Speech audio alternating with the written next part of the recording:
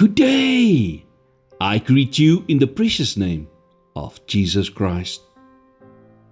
When Moses spoke to the people of Israel for the last time, he told them in Deuteronomy 33 verse 26, "There is no one like the God of Yeshurun, who rides across the heavens to help you, and on the clouds in his majesty."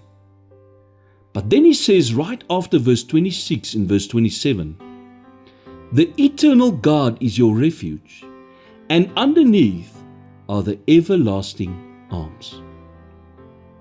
Under everlasting arms means that God's arms are always underneath them.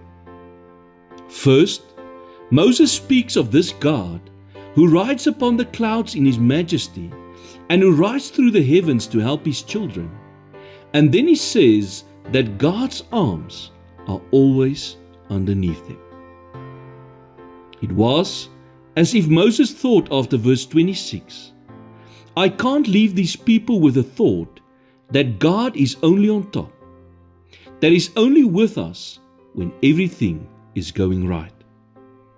And then he told them in verse 27 that God's arms are always underneath them.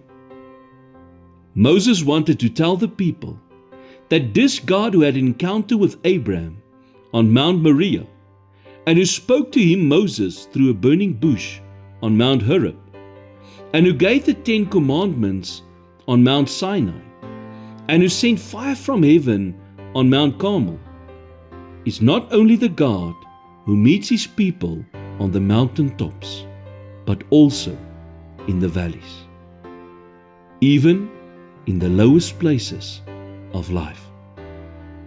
The Hebrew word for underneath in verse 27 means bottom. So that part in verse 27 can therefore be translated as, God's arms are under you when you are at the bottom.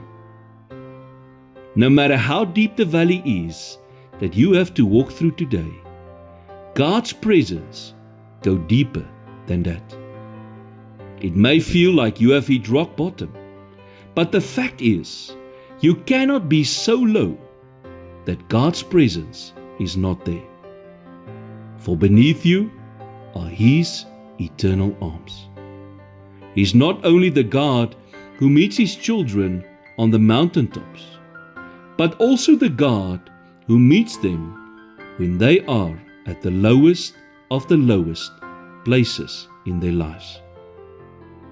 If you feel like you have reached rock bottom today, then it's important that you know that God is that rock at the bottom.